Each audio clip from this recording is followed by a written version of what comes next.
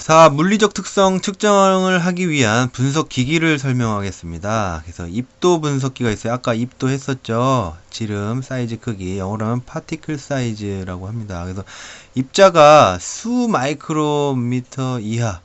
UM 비슷하게 써 있는 거 이거는 마이크로미터라고 읽습니다. 수로 따지면 10의 마이너스 6승 정도 되니까요. 눈에 보이지도 않는 입자입니다. 그래서 밀입자, 미세한 입자가 되면 용매 분자 운동에 영향을 받아서 입자가 운동을 하는데 무슨 운동이냐? 브라운 운동. 입자가 끊임없이 밤새도록 낮새도록 불규칙적인 운동을 하는 겁니다. 그래서 하는데 이런 운동의 속도는 입자의 크기, 입자가 또 고정된 게 아니죠.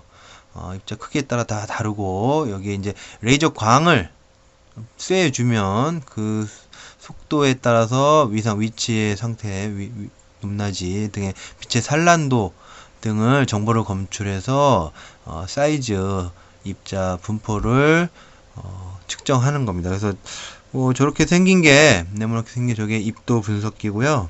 그냥 넘어가도록 하겠습니다. 그 다음 광학 현미경 두 번째 나옵니다. 그래서 초점 거리가 짧은 대물 렌즈를 물체 가까이에 둠으로써 얻어진 1차 확대된 실상을 저번 렌즈로 다시 확대해서 하는 원리를 이용을 하는 겁니다. 그래서 실제적으로 이거는 실험을 하면서 봐야 되기 때문에 일단 넘어가도록 하겠습니다. 요거 장점은 생물을 건조시키지 않고 산채로도 관찰할 수 있는 특징이 있어요. 그 다음 주사 전자현미경은 뭐냐?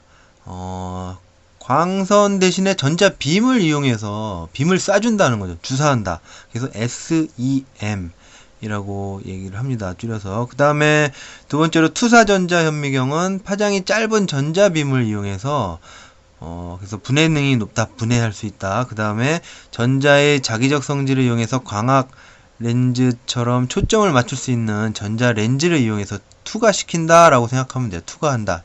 트랜스미션 이런 식으로 생각하면 됩니다. 그래서 TEM이 투과하는 투사전자현미경, SEM은 주사 쏴준다는 거. 주사 전자현미경. 다음 사진 SEM 뭐였죠? 밑에 나와 있네요. SEM 그렇죠. 주사 전자 현미경으로 관찰한 것입니다.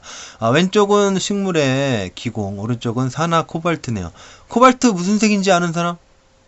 그렇죠. 알고 있는 사람이 있었네요. 하늘색의 밝은 남색 정도가 됩니다. 자, 전자 현미경들의 구조를 나타낸 사진이네요. 맨 위에 전자총이 있어서 전자총이 쏴서 이렇게 분석을 한다고 볼 수 있죠.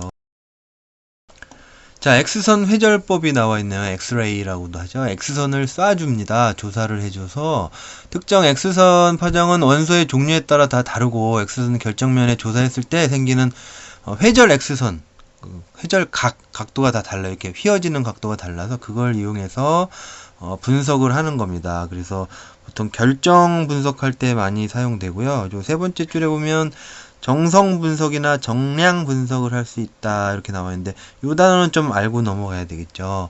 정성 분석과 정량 분석의 차이를 아는 사람?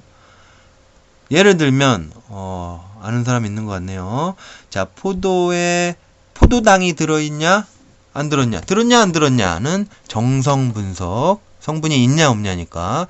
포도에 포도당이 얼마나 많이 들었냐? 양이 얼마냐? 이거는 정량 분석입니다. 자, 교과서 잘 보고 있나요? 지금 교과서 보면서 하고 있는 겁니다. 자, 굴절계 나왔습니다. 아베 굴절계 나왔죠. 일본의 아베 총리가 아니고 독일에 계시는 아베님이십니다. 그래서 아베라는 사람이 굴절계를 도입을 했어요. 그래서 아베 굴절계를 보면 주로 액체 점성체의 굴절률을 측정하는 광학 기계입니다. 저 가운데 사진에 나와 있죠. 그래서 기울어진 프리즘을 마주보게 해놓고 광선을 쏴줘가지고 반사각을 측정해서 굴절률을 구합니다. 예를 들어 우리는 실험 어떻게 하냐? 설탕물을 10, 20, 30, 40 이렇게 농도를 맞춰놔요. 같은 설탕물이라도 농도에 따라서 굴절률이 다르게 나옵니다. 그걸 이용해서 이제 모르는 농도를 알아본다는 거죠. 이 정도 알고 가시면 되겠습니다. 왼쪽에 보면 비중계 그림 다시 나왔네요. 비중계.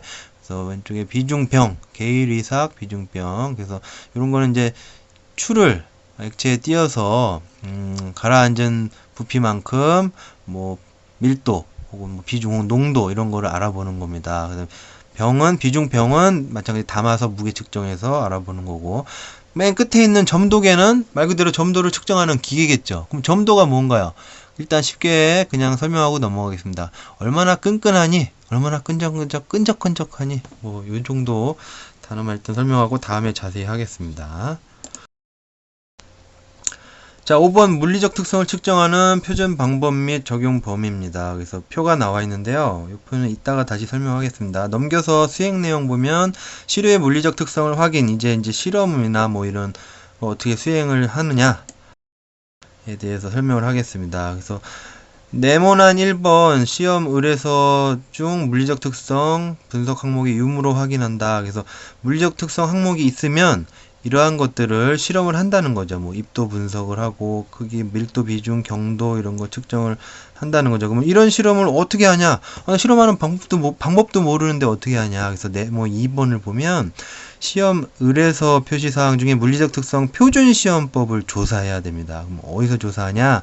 인터넷에 가서 검색창에 국가 표준 인증 종합센터라고 접속을 하면 돼요. 이 표는 방금 물리적 항목들 실험해야 될 것들 표를 크게 나타낸 거고요. 그래서 여기 보면 지금 나와 있는 내용들은 책이 옛날에 만들어진 거라서 지금은 홈페이지 들어가면 좀 바뀌었어요. 그래서 그 부분을 다시 좀 설명을 하겠습니다. 자, 그래서 홈페이지 들어가 보면 저기 검색창에 국가표준인증 종합센터라고 하면 요런 창이 떠요. 그럼 뭐가 뜨냐? 이 나라 표준 인증이라는 게 뜹니다. 그래서 거기 들어가 보면 요런 화면이 나와요. 그래서 이 국가표준 왼쪽 상단에 국가표준 눌러보면 이런 창이 뜰 겁니다. 그럼 여기다가 우리는 이제 화학을 공부하는 사람들이니까 가운데 표준 분야의 화학이라고 넣고 본인이 원하는 시험법 뭐 일반화학이면 일반화학 뭐 이렇게 선택을 해서 밑에 쪽에 검색을 누르면 밀도 측정은 어떻게 하는지 뭐 어떤 점도 측정은 어떻게 하는지 이런 표준 시험법을 정해 놓은 거예요. 기준을 표준적으로 시험법을 정해 놨으니까 요거대로 시험하면 된다라고 알아보고 실험을 하라 이런 내용인 거죠.